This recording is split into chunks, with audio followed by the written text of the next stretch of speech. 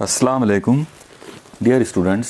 आज के इस लेक्चर में हम पोटेंशियोमीटर यानी कवापैमा को इस्तेमाल करके दिए गए बरकी खाने की अंदरूनी मज़ाहमत या इंटरनल रेजिस्टेंस मालूम करने का जो तरीका है वो पढ़ने वाले हैं। ये कवापैमा का तीसरा और आखिरी इस्तेमाल है जो हम लेबॉर्ट्री में आमतौर पे उसको यूज़ करते हैं। ओके, सबसे पहले तो आप नज़र डालिए उस सर्किट डायग्राम पर जिसको इस्तेमाल करके हम इंटरनल रेजिस्टेंस यानी अंदरूनी मज़ाहमत को मालूम करेंगे।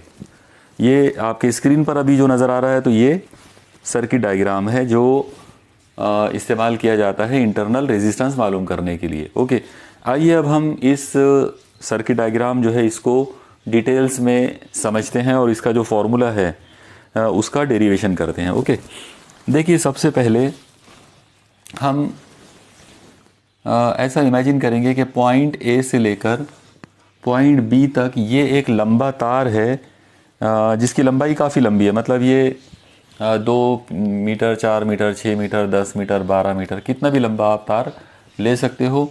अब इसके साथ में हम लोगों ने यहाँ पर इस जगह पर एक ड्राइविंग सेल जो है वो जोड़ा है। इस ड्राइविंग सेल का पॉजिटिव पॉइंट ए को और नेगेटिव पॉइंट बी को जोड़ा गया है। ये हमारा ड्राइविंग सेल है। ओके, यहाँ पर मैं लिख देता हूँ ड्राइविंग सेल और इसकी जो ईएमएफ है वो E0 है मान लो। ठीक है, अब आप देखिए क्योंकि पॉजिटिव टर्मिनल यहाँ जुड़ा हुआ है इसलिए यहाँ पर पॉजिटिव पोटेंशियल आ जाएगा और नेगेटिव टर्मिनल यहाँ जुड़ा हुआ है इसलिए इस जगह पर ज़ीरो पोटेंशियल आएगा। ठीक है, ये हो गया कवापैमा यानी पोटेंशियोमीटर का बेसिक जो डिज़ाइन है वो इतना है। अब हम जो इंटरनल रेजिस्टेंस हमको जिस बरकी खाने का मालूम करना है उसको हम पॉइंट ए के साथ जोड़ेंगे, मतलब यहाँ पर जोड़ेंगे।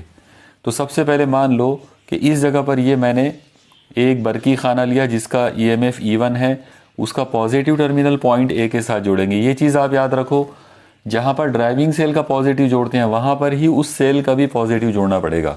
ओके, अब हम यहाँ पर ये भी ध्यान में रखो कि इसका मान लो इंटरनल रेजिस्टेंस जो है इस बरकी खाने का वो स्मॉल r है। उसको ऐसा भी बता सकते हैं या ब्रैकेट में भी लिख के बता सकते हैं। अब हम एक काम करेंगे, यहाँ पर इस बरकी खाने के यानी जिसका अंदरूनी मज़ाहमत हमको मालूम करना है उस बरकी खाने के साथ में मुतवाज़ी अंदाज में एक मज़ाहमत कैपिटल R जोड़ देंगे। ओके, लेकिन इसके साथ में पहले यहाँ पर एक की लगा देते हैं। इस जगह पर हम लोग एक की लगाएंगे। ओके, यहाँ पर ये जो चीज़ है तो ये एक की है और ये वाला जो टर्मिनल है दोनों भी ये आपस में कनेक्ट करके इस कॉमन टर्मिनल के साथ में एक गैल्वेनोमीटर जोड़ेंगे और उसके साथ में निकला हुआ जो तार है तो वो एक जॉकी होगा। ओके, यानी बेसिकली जो सर्किट डायग्राम अभी कुछ देर पहले आपने देखे थे वो सर्किट डायग्राम बेसिकली ऐसा है। ओके, इस तरीके से है और ज़ाहिर ये जॉकी का जो तार है इसको हम इस्तेमाल करेंगे बैलेंसिंग लेंथ मालूम करने के लिए। अब आप देखिए इस एक्सपेरिमेंट को जो दो अलग अलग मरहलों में जो हम किया करते हैं उसका तरीका पहले आप एक बार समझ लो। देखो, सबसे पहले हम इस की को ऑफ रखेंगे। ओके, आप देखो अगर ये ऑफ है तो ऑफ होने का मतलब ये रहेगा कि ये जो R है ये सर्किट में जुड़ा हुआ नहीं रहेगा, यहाँ पर एक कनेक्शन टूट जाएगा उसका। तो जो भी करंट फ्लो होना है वो सिर्फ E1 में से गुजरेगा ऐसे। तो हम क्या करेंगे, सबसे पहले इस तार को लेकर इस पर्टिकुलर कंडीशन के लिए तवाज़ुनी लंबाई जो है वो मालूम कर लेंगे। मान लो कि ये नुक्ते एतदाल हमको यहाँ पर मिला यानी नल पॉइंट, और ये वाला जो पॉइंट ये जो लेंथ है तो ये मान लो कि L1 है। ओके, आप याद रखो, दोबारा से मैं आपको रिपीट कर रहा हूँ। सबसे पहले ये की को ऑफ रखे। इसको ऑफ रखने का मतलब ये है कि इस R को हमने सर्किट में शामिल ही नहीं करे, इसको बाहर कर दिए। जब आप इसको बाहर कर देंगे तो उस वक्त जो भी करंट फ्लो होगा वो सिर्फ इस बरकी खाने में से होगा। तो बरकी खाने में से जो करंट फ्लो होगा उसके लिए हमने पहले नल पॉइंट यानी N1 और बैलेंसिंग लेंथ यानी तवाज़ुनी लंबाई L1 नोट करे। ओके, और अब आप एक चीज़ देखो, कवापैमा का जो उसूल है उसके मुताबिक यहाँ पर E1 बरकी खान E1 जो EMF है उसके लिए तवाज़ुनी लंबाई हमको L1 मिली। इसलिए अगर हम कवापैमा का उसूल इस्तेमाल करते हैं तो हमको फॉर्मूला मिलेगा E1 proportional to L1। Clear, यानी तवाज़ुनी लंबाई के लिए तवाज़ुनी लंबाई के साथ में बरकी कवा या ईएमएफ जो है वो रास्त तनासुब में होगा। तो ये हमारा कवा-फेमा का उसूल था। तो कवा-फेमा के उसूल के मुताबिक E1 प्रोपोर्शनल टू L1 आएगा। ये प्रोपोर्शनलिटी को हटा दो, यह आ जाएगा E1 is equal to K into L1। ये हमारी इक्वेशन नंबर 1 है। Okay, clear. तो ये था इस तजुर्बे का पहला मरहला यानी पहली स्टेप। अब हम इसकी सेकंड स्टेप पर आते हैं। देखो, सेकंड स्टेप के अंदर हम एक काम करेंगे, ये जो की है इस की को ऑन कर देंगे, यानी इसको यहाँ पर प्रेस कर देंगे। अब जैसे ही इसको प्रेस कर दिए तो ये हो गई ऑन। अब ऑन होने का मतलब ये है कि जो करंट पहले सिर्फ E1 में से गुजर रहा था, अब वो करंट R में से भी जाएगा, मतलब दोनों में से जाएगा। या फिर आप ऐसा बोल सकते हो कि अब करंट इस पॉइंट पर डिवाइड होने वाला है, कुछ करंट इधर जाएगा, कुछ करंट इधर जाएगा। जब करंट इसमें से भी फ्लो होना है तो इसका मतलब इसके अतराफ में उस करंट की वजह से यहाँ पर बरकी कवा पैदा होगा। ओके, तो यहाँ पर जो बरकी कवा पैदा होगा इसके अक्रॉस में, सपोज करो कि वो V है। ओके, ओहम के कानून के मुताबिक वैसे भी आप लोग याद रखो V इज इक्वल टू क्या होता है, IR। ये जो करंट I यहाँ से गुजरा, तो R में से जब ये करंट गुजरेगा तो यहाँ बरकी कवा V तैयार होगा। तो ये जो V बरकी कवा यहाँ पे तैयार हुआ, इसके लिए अब हम वापस गैल्वेनोमीटर और फिर ये जॉकी का जो तार है इसको इस्तेमाल करेंगे और अब हम देखेंगे कि अब नल पॉइंट हमको क्या मिलता है। तो आप लोग याद रखो, इस सूरत में क्योंकि बरकी कवा के लिए बरकी कवा जो है वो EMF से कम होता है, इसलिए जो नल पॉइंट है वो हमको लेफ्ट हैंड साइड में मिलेगा। मतलब इस पर्टिकुलर हालत में जब जॉकी को आप इस्तेमाल करोगे, मान लो कि ये जॉकी का तार है, तो आप इसको जब इस्तेमाल करोगे आपको नल पॉइंट N2 मिलेगा लेफ्ट साइड में इधर जाते हुए। ओके, और ये जो तवाज़ुनी लंबाई है ये मिलेगी L2 जो कि L1 से छोटी होगी। Okay, clear. अब आप लोग देखो, इस मर्तबा हम लोगों ने जो तवाज़ुनी लंबाई या ये जो नल पॉइंट N2 जो मालूम करे वो इस वोल्टेज के लिए किए, इस बरकी कवा के लिए। इसको पोटेंशियल ड्रॉप भी कहते हैं।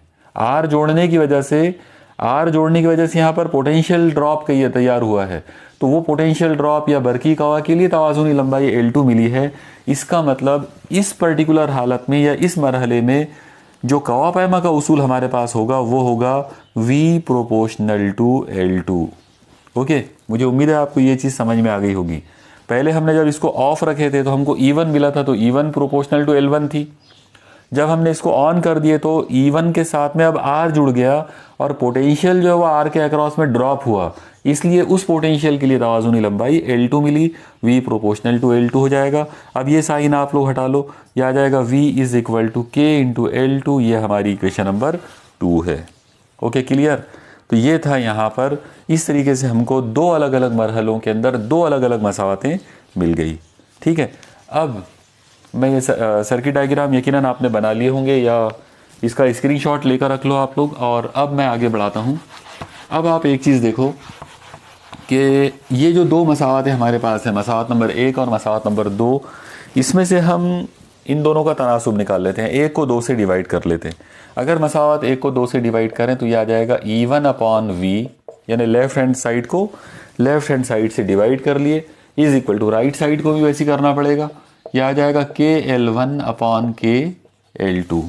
ओके, चलो अब हम जैसा देख रहे हैं राइट साइड में K है, ऊपर भी K है नीचे भी K है, तो K से K कट जाएगा और एक सिंपल सा फॉर्मूला हमको मिलेगा E1 upon V is equal to L1 by L2। ओके, मान लो कि ये मसावत नंबर 3 है। चलो अब हम एक बहुत ही ख़ास इक्वेशन की तरफ चलते हैं। जिस ख़ास इक्वेशन की मैं बात कर रहा हूँ उसे कहते हैं general equation of Ohm's law.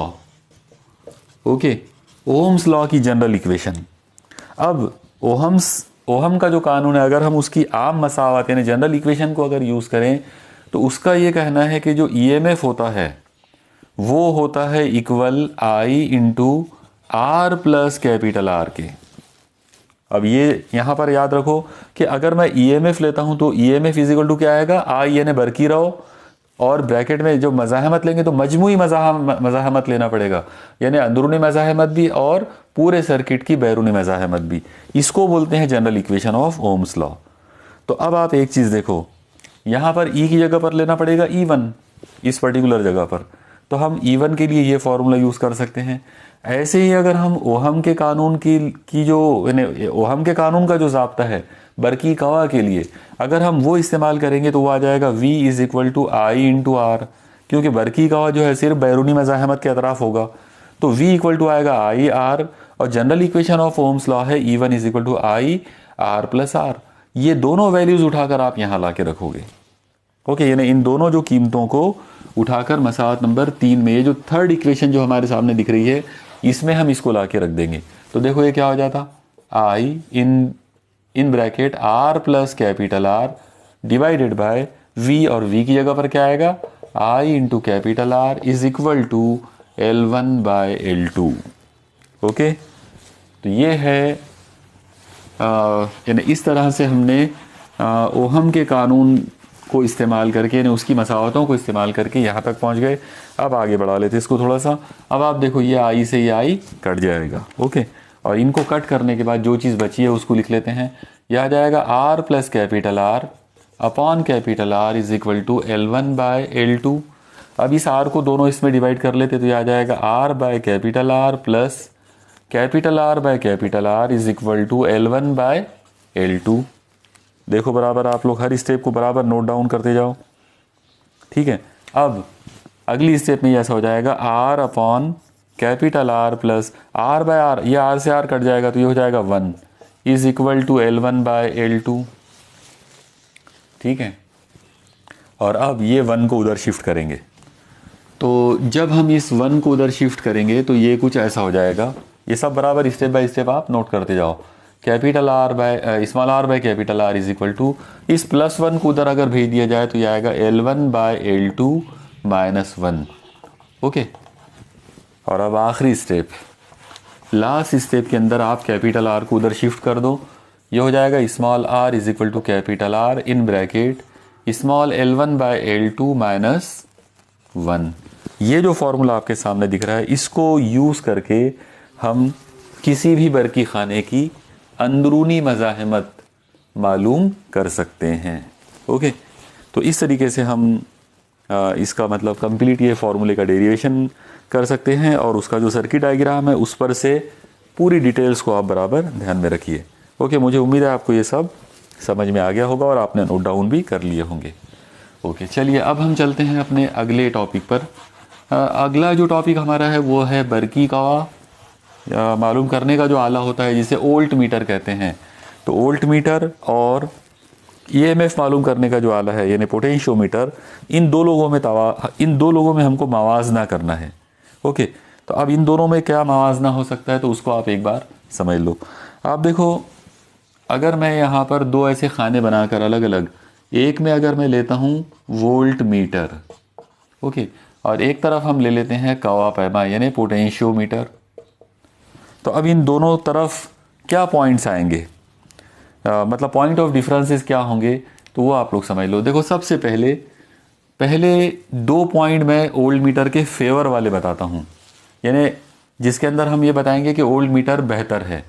Okay, तो सबसे पहले आप याद रखो, ओल्ड मीटर जो है उसकी साइज़ स्मॉल होती है, यानी छोटी साइज़ का होता है, और छोटी साइज़ का होने की वजह से ये पोर्टेबल होता है, मतलब आप उसको कहीं पर भी लाना ले जाना कर सकते हो। ओके, तो ये हो गया ओल्ड मीटर का एक प्लस पॉइंट। अब अगर ये प्लस पॉइंट है तो फिर पोटेंशियोमीटर का निगेटिव पॉइंट हमको बताना पड़ेगा। तो आप याद रखो, इसके यानी ओल्ड मीटर के मुकाबले में कवा पैमा काफ़ी लार्ज साइज़ वाला होता है, यानी काफ़ी बड़ा होता है, और इसीलिए हम ये कह सकते हैं कि ये नॉन पोर्टेबल होता है। नॉन पोर्टेबल का मतलब है इसको लाना ले जाना ज़्यादा आसान नहीं होता। ओके, तो पहला पॉइंट ओल्ड मीटर के फेवर में लिखे, और इसीलिए ये इसका नेगेटिव पॉइंट बन गया कवा पैमा का, ठीक है। अब मैं दूसरा पॉइंट ले रहा हूँ। दूसरा जो पॉइंट है वो फिर से ओल्ड मीटर का एडवांटेज है, और वो ये है कि आप ओल्ड मीटर को इस्तेमाल करके डायरेक्ट मेजरमेंट कर सकते हैं। ओके, डायरेक्ट मेजरमेंट का मतलब रहेगा आप इसको बराह रास्त इसको इस्तेमाल करके पैमाइश कर सकते हैं, यानी आप ओल्ड मीटर किसी सर्किट में लगाओ, आपको बरकी-कवा डायरेक्ट मिल जाएगा, बरकी-कवा की डायरेक्ट कीमत आपको मिलेगी। ओल्ड मीटर का ये फ़ायदा है। ओके, लेकिन कवाफेमा का ये ड्रॉबैक बन जाएगा, कवाफेमा के टाइम पर आप डायरेक्ट मेजरमेंट नहीं कर सकते, मतलब इसके ज़रिए आपको इनडायरेक्ट मेथड, इनडायरेक्ट मेजरमेंट करना पड़ेगा। ओके, इनडायरेक्ट मेजरमेंट का मतलब ये है कि इसमें बरकी कवा या ईएमएफ जो है वो लंबाई की शक्ल में आपको उसको पैमाइश करना पड़ेगा, लंबाई के साथ मवाजना करके। जाहिर है जब आप बरकी कवा या ईएमएफ को गिन रहे हो और वो भी लंबाई के रूप में गिन रहे हो, इसका मतलब ये डायरेक्ट मेजरमेंट वाला इंस्ट्रूमेंट नहीं है, बल्कि ये कैलिब्रेटेड हमको उसको करना पड़ेगा। ठीक है, चलो ठीक है, तो ये 2 पॉइंट्स हो गए। ये दोनों पॉइंट ओल्ड मीटर के फेवर में थे और पोटेंशियोमीटर के अगेंस्ट में थे। अब हम अगले पॉइंट्स की तरफ चलते हैं। तीसरा जो पॉइंट मैं यहाँ पे लिखाऊंगा, अब तीसरा पॉइंट पोटेंशियोमीटर के फेवर में जाएगा और ओल्ड मीटर का वो ड्रॉबैक रहेगा। आप याद रखो, आप कवाफेमा को यूज़ करके किसी भी सेल का ईएमएफ गिन सकते हैं। ओके, कवाफेमा को इस्तेमाल करके आप बरकी कवा तो गिन ही सकते, बरकी कवा के साथ साथ आप उसका ईएमएफ भी गिन सकते हो। आप ओल्ड मीटर को यूज़ करके ईएमएफ को नहीं गिन सकते। ओके, इसके ज़रिए ईएमएफ को गिन सकते हैं, ओल्ड मीटर के ज़रिए ईएमएफ को नहीं गिना जा सकता।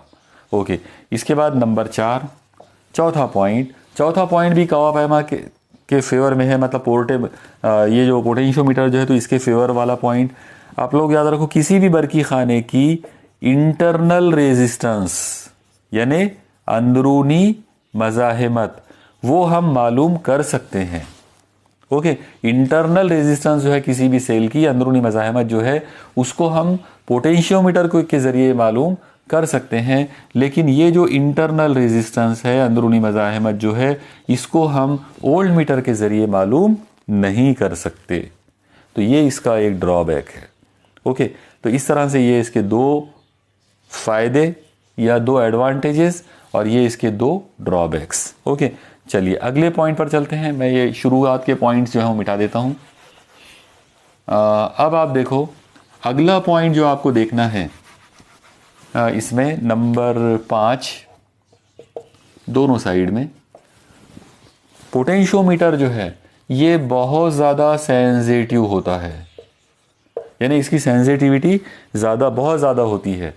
आप याद रखो, अगर आपने पोटेंशियोमीटर का तार लंबा अगर लिए, जितना ज़्यादा आप इसकी लंबाई बढ़ाओगे तार की, उतनी ज़्यादा उसकी सेंसिटिविटी और एक्यूरेसी बढ़ेगी। ओके, तो पोटेंशियोमीटर जो होता है वो बहुत ज़्यादा सेंसिटिव होता है और बहुत ज़्यादा एक्यूरेट भी होता है। ओके, लेकिन ओल्ड मीटर की सेंसिटिविटी या एक्यूरेसी को आप बढ़ा नहीं सकते। जो भी उसकी यानी कंपनी की तरफ से ओल्ड मीटर जैसे जितना सेंसिटिव या जितना एक्यूरेट बन गया वो उतना ही रहेगा, आप उसको कम ज़्यादा नहीं कर सकते हैं। ओके, तो ये भी एक प्रॉब्लम है, जबकि पोटेंशियोमीटर का तार जितना ज़्यादा आप लंबाई उसकी बढ़ाओगे उतनी ज़्यादा उसकी सेंसिटिविटी और उसकी एक्यूरेसी बढ़ेगी। ओके, तो ये था मामला 5वां पॉइंट का। जाहिर है 5वां जो पॉइंट है वो भी पोटेंशियोमीटर के फेवर में है और ओल्ड मीटर के अगेंस्ट में है। इसके बाद छठा पॉइंट दोनों साइड का, छठा पॉइंट जो है वो भी पोटेंशियोमीटर के फेवर में जाएगा। वो पॉइंट ये है कि इसका मतलब कवाफेमा का लीस्ट काउंट, ओके, जिसे उर्दू में अकल शुमारा कहते हैं, वो बहुत ही कम होता है। लीस्ट काउंट बहुत ही कम होता है और इसीलिए आप इससे बहुत मामूली से मामूली बरकी कवा की पैमाइश कर सकते हो, यानी जितना भी छोटे से छोटा बरकी कवा, बल्कि 10 का पावर -6 वोल्ट तक आप इससे गिन सकते हो, इतना छोटा बरकी कवा। ओके, पोटेंशियोमीटर के जरिए बिल्कुल एक्यूरेटली गिना जा सकता है क्योंकि इसका लीस्ट काउंट बहुत कम है। ओल्ड मीटर का मामला वैसा नहीं है, ओल्ड मीटर का लीस्ट काउंट इतना कम नहीं है और इसीलिए उसके ज़रिए आप इतने छोटे बरकी कवा की पैमाइश नहीं कर सकते। ओके, तो इस तरह से टोटल मिलाकर मैंने 6 पॉइंट्स आपके सामने अभी डिस्कस किया और ये 6 पॉइंट में से 4 पॉइंट ऐसे हैं जो पोटेंशियोमीटर को फेवर करते हैं, 4 पॉइंट जो है वो ओल्ड मीटर के अगेंस्ट में है और शुरुआत के जो 2 पॉइंट थे वो ओल्ड मीटर के फेवर में है और पोटेंशियोमीटर के अगेंस्ट में है। तो जिस तरह का भी सवाल हो, यानी एग्ज़ाम में जैसा भी सवाल आपसे पूछा जाए आप उसको इस अंदाज में जो है बयान कर सकते हैं। ओके, तो ये था मामला पोटेंशियोमीटर और ओल्ड मीटर के दरमियान इम्तियाजी फ़र्क का, मतलब जो अलग अलग जो पॉइंट्स आएंगे वो पॉइंट्स आप इस तरीके से आप उसको लिख सकते हो। ठीक है, अब हम लोग यहाँ पर एक और टॉपिक की तरफ चलते हैं, और जो अगला जो टॉपिक हमारे पास है वो ये है कि पोटेंशियोमीटर को लेबॉर्ट्री में ये जो अभी इस्तेमाल हमने देखे, इन इस्तेमालों के अलावा भी और कई इस्तेमाल हैं जिसके अंदर हम पोटेंशियोमीटर का इस्तेमाल करते हैं। उनमें से जो पहला इस्तेमाल है जो अभी आपके स्क्रीन पे नज़र आ रहा है वो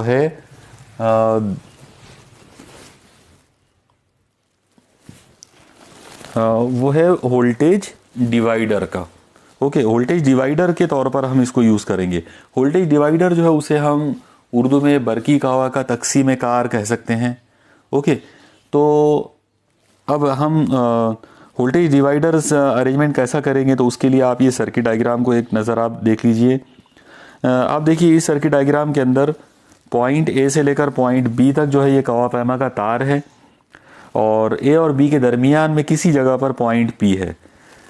ए से लेकर पी तक की लंबाई L1 है और उसका जो बरकी कवा है वो है V1, और वैसे ही पॉइंट पी से लेकर बी तक की जो लंबाई है वो L2 है। ओके, ये जो L2 जो लंबाई होगी तो एक्चुअली इसकी कीमत होगी कैपिटल L माइनस L1 के बराबर। कैपिटल L पूरी लंबाई है, ओके, उसमें से माइनस कर दो आप L1 को, तो ये यहाँ की L2 की कीमत हो जाएगी। तो क्योंकि इसमें पोटेंशियल जो है वो डिवाइड हो जाता पूरे तार के ऊपर, इसलिए हम इसको वोल्टेज डिवाइडर अरेंजमेंट के तौर पर हम इसको इस्तेमाल कर सकते हैं। तो ये हो गया इसका पहला इस्तेमाल। अब आप देखिए इसका जो दूसरा इस्तेमाल है वो है ऑडियो कंट्रोल के अंदर। ऑडियो कंट्रोल यानी आवाज़ को कंट्रोल करना। तो आप देखिए जो स्लाइडिंग पोटेंशियोमीटर जो होते हैं तो उनको हम लो पावर ऑडियो सिस्टम्स के अंदर ऑडियो कंट्रोल करने के लिए यानी आवाज़ का लेवल कंट्रोल करने के लिए भी इस्तेमाल करते हैं। इसी तरह से तीसरा जो इस्तेमाल होता है पोटेंशियोमीटर का वो होता है एज ए सेंसर। उर्दू में इसे हिस्कार कहते हैं। हिस यानी महसूस करने वाला। तो हिस्कार का मतलब ये होगा कि आप एक स्लाइडिंग पोटेंशियोमीटर लो और उसका जो स्लाइडर है उसके साथ में आप किसी मशीन का वो वाला पार्ट जोड़ दो जो मूवेबल है, जो हरकत में है। तो जैसे जैसे वो मूवेबल पार्ट हरकत करेगा वैसे वैसे वो स्लाइडर भी यानी हरकत करेगा, और उस लिहाज से रीडिंग्स जो है वो बदलती जाएंगी। तो हम स्लाइडिंग पोटेंशियोमीटर को इस्तेमाल करके जो है एज ए सेंसर भी हम इसको यूज़ कर सकते हैं। तो ये था मामला पोटेंशियोमीटर के वो वाले इस्तेमालों का जिसको आप मार्केट वाले इस्तेमाल कह सकते हैं। ओके, तो मुझे उम्मीद है कि आपको पोटेंशियोमीटर के ये तीनों इस्तेमाल जो हैं वो भी मुकम्मल तौर पर ध्यान में आ गए होंगे। आइए अब हम पोटेंशियोमीटर से रिलेटेड कुछ न्यूमेरिकल्स जो हैं, कुछ ख़ास न्यूमेरिकल प्रॉब्लम्स जो हैं वो सॉल्व करते हैं। पहला प्रॉब्लम आपके स्क्रीन पर नज़र आ रहा है। दो बरकी खानों की ईएमएफ बिलतरतीब 1.5 वोल्ट और 2.0 वोल्ट हैं। अगर पहले बरकी खाने के लिए कवा पैमा के तजुर्बे में तवाज़ुनी लंबाई 125 सेंटीमीटर हासिल होती हो तो दूसरे बरकी खाने के लिए तवाज़ुनी लंबाई मालूम कीजिए। ओके, इंग्लिश में हम इसको इस तरह से कह सकते हैं कि the EMF of two cells are 1.5 volt and 2.0 volt. These two cells are connected in potentiometer experiment, and for the first cell we get a balancing length of 125 centimeter. Calculate the balancing length for the second cell. देखिए इस तरह के problems को हम किस तरह से करेंगे। बहुत ही सिंपल सा प्रॉब्लम है। आप लोग देखिए इसमें सबसे पहली जो चीज़ है गिवन में वो है E1 is equal to 1.5 volt, E2 is equal to 2.0 volt. Okay, EMF दो अलग अलग सेल्स की। इसके बाद पहला जो सेल है उसके लिए balancing length L1 is equal to 125 centimetre और दूसरे के लिए बैलेंसिंग लेंथ मालूम करना है। तो यहाँ पर हम पोटेंशियोमीटर की डायरेक्ट रीडिंग का एक्सपेरिमेंट जो है वो यूज़ करेंगे। डायरेक्ट रीडिंग वाला जो फार्मूला हमारा है डायरेक्ट मेथड वो है E1 by E2 is equal to L1 by L2 is equal to, इसमें तमाम वैल्यूज़ पुट कर देंगे। तो E1 की वैल्यू है 1.5 upon 2.0 is equal to L1 125 upon L2। Okay, final step आप L2 को इधर ला लो, ये नंबरों को इधर भेज दो। ये हो जाएगा L2 is equal to 125 into, ये नंबर इधर आकर उल्टे होना है, ये हो जाएगा 2.0 अपॉन 1.5। ओके, और अब लास्ट आखिरी इसमें हम इसके सिर्फ कैलकुलेशंस हमको करना है। तो यहाँ पर आप इसमें चलो आखिरी स्टेप में इसको देख लेते हैं। ये कुछ ऐसा हो जाएगा L2 is equal to 125 into, इसमें अगर आपने यहाँ पर ये पॉइंट से पॉइंट को अगर कट कर दिए तो ये 5 से कट जाएगा, 5 चौक 20 और 5 दिया 15। ओके, तो इस तरह से जो नंबर हमको मिलेंगे, क्या मिलेंगे यहाँ पे 4/3। इनको मल्टीप्लाई कर लेते हैं तो ये कितना हो जाएगा 125 टाइम्स 4, ये होना चाहिए 500 डिवाइडेड बाय 3। इसका मतलब L2 इज इक्वल टू, बस आप 3 से इस नंबर को कट कर देंगे तो ये आ जाएगा 3 का 3, यहाँ बचेंगे 2, 3 6 के 18, फिर 2, फिर 3 6 के 18 और उसके बाद ये 2 2 चलते रहेंगे, मतलब 6-7 सेंटीमीटर। ओके, तो अप्रॉक्सीमेटली 167 सेंटीमीटर इसका आंसर आ जाएगा। यानी हम ये इसको अप्रॉक्सीमेटली ऐसा लिख सकते हैं, L2 is nearly equal to 167 centimetre. Okay, तो इस तरह के प्रॉब्लम्स को हम सिंपल वे में इस तरह से कर सकते हैं। ओके, दूसरा प्रॉब्लम जो अब आपके स्क्रीन पे नज़र आ रहा है वो है, 2 बरकी खानों को मुसलसल तरतीब में कवा पैमा के साथ जोड़ा गया और तवाज़ुनी लंबाई 200 सेंटीमीटर हासिल हुई। जब उनको मुतवाज़ी तरतीब में जोड़ा गया तब तवाज़ुनी लंबाई 150 सेंटीमीटर हो गई। अगर पहला बरकी खाना 2.0 वोल्ट का हो तो दूसरे बरकी खाने का EMF मालूम कीजिए। इंग्लिश में सवाल इस तरह से होगा, 2 cells are connected in series with the potentiometer and the balancing length obtained is 200 centimeter. When the 2 cells are connected in parallel combination, then the balancing length is found to be 150 centimeter. Okay. If the EMF of first cell is 2.0 volt, then find the EMF of second cell. देखिए इस तरह के problem, ये actually जमा और तफरीक का जो तरीका है, यानी सम एंड डिफरेंस मेथड वाला जो हम लोगों ने पढ़ा था, उस पर ये प्रॉब्लम बेस्ड है। इसको हम किस तरह से कर सकते हैं तो वो आप लोग देखो। सबसे पहले आप देखोगे balancing length for series combination, यानी मुसलसल तरतीब के लिए या जमा की हालत के लिए बैलेंसिंग लेंथ यानी L1 वो आपको दी गई है 200 सेंटीमीटर। फिर उसके बाद पैरेलल कॉम्बिनेशन दिया हुआ है, मतलब तफरीक की हालत, तो उसके अंदर जो लंबाई है वो दी हुई है 150 सेंटीमीटर। 2 बरकी खाने हैं जिनमें से एक E1 जो है उसका वोल्टेज है 2.0 वोल्ट और दूसरा जो है वो आपको पता करना है। ओके, अब आप देखिए, क्योंकि हमको इसमें जमा और तफरीक यानी सम एंड डिफरेंस मेथड को यूज़ करना है, इसलिए ये चीज़ पहले गिवन हो गई। ओके, अब हम फार्मूला यूज़ करेंगे सम एंड डिफरेंस मेथड वाला। सम एंड डिफरेंस में फार्मूला था E1 by E2 is equal to L1 plus L2 upon L1 minus L2। Okay, अब याद रखो सम एंड डिफरेंस मेथड में हमेशा ऊपर सम आता है और नीचे डिफरेंस आता है, बस इसमें वैल्यूज पुट कर देंगे। L1 वो है 200 प्लस 150 और अपॉन में आएगा 200 माइनस 150।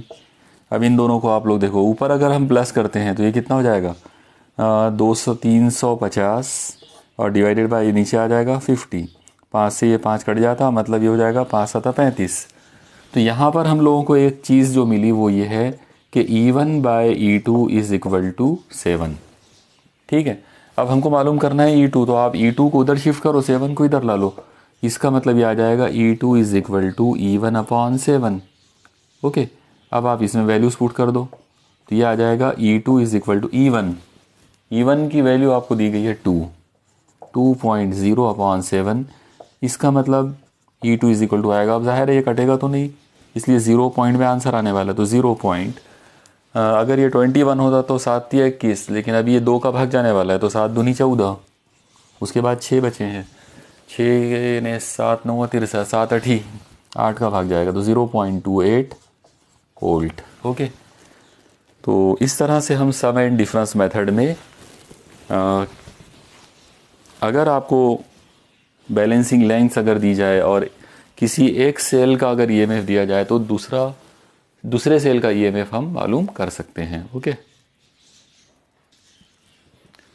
तीसरा और आखिरी जो प्रॉब्लम है वो हमारी बोर्ड की बुक में दिया गया है।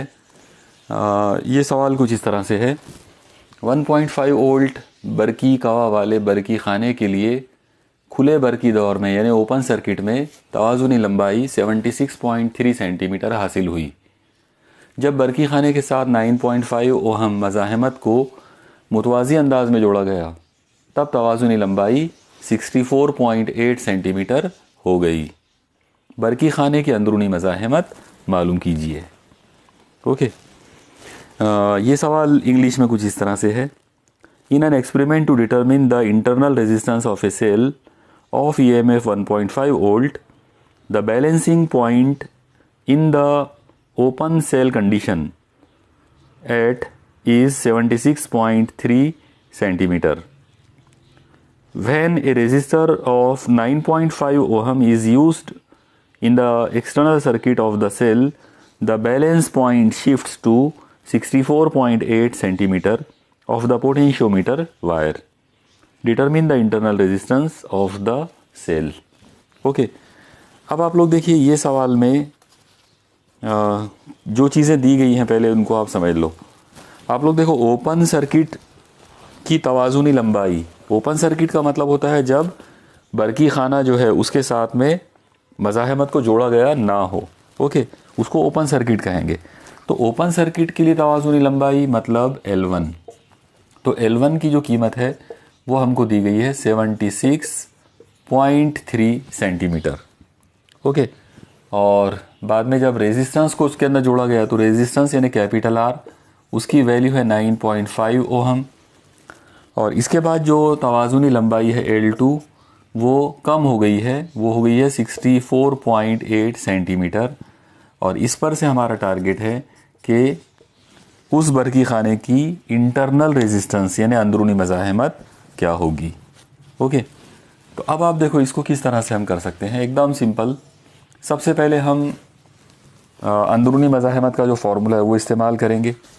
अंदरूनी मज़ाहमत का फार्मूला था इंटरनल रेजिस्टेंस का R is equal to capital R in bracket L1/L2 minus 1। Okay, यह आ जाएगा small r is equal to 9.5। Okay, capital R की कीमत 9.5 दी गई है। L1 की कीमत है 76.3 और अपॉन में L2 उसकी कीमत दी गई है 64.8 माइनस 1। ओके, और अब यह आ जाएगा small r is equal to, आप इन दो नंबरों को जब डिवाइड कर लोगे तो ये कितना हो जाएगा 1 पॉइंट समथिंग। ओके, तो 1 पॉइंट समथिंग में से जब आप 1 माइनस करेंगे तो आंसर आ जाएगा 0 पॉइंट समथिंग। उस नंबर से आप 9.5 को मल्टीप्लाई कर लो। जब आप मल्टीप्लाई कर लोगे फाइनल आंसर आपको जो मिलेगा वो मिलेगा 1.686 ओहम। ओके, तो बस ये कुछ कैलकुलेशंस के ऊपर आप ध्यान दिए अगर तो आप कोई भी प्रॉब्लम इस तरह से सॉल्व कर सकते हो। तो यहाँ पर हमारे पोटेंशियोमीटर को यूज़ करके जो भी प्रॉब्लम बन सकते हैं वो तमाम प्रॉब्लम्स हमने सॉल्व किए।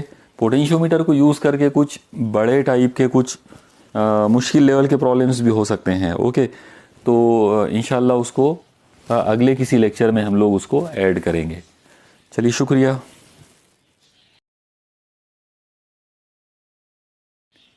आज के इस लेक्चर में मतलब जो कुछ भी आज तक हुआ है इस चैप्टर का वो तमाम पार्ट मैंने एक लिंक में मतलब डिस्क्रिप्शन के अंदर मैंने एक लिंक में वो तमाम नोट्स जो है वो डाल दिए हूँ और आप जो है वहाँ से उसको डाउनलोड कर लीजिए और उस तरह से उसको स्टडी कीजिए।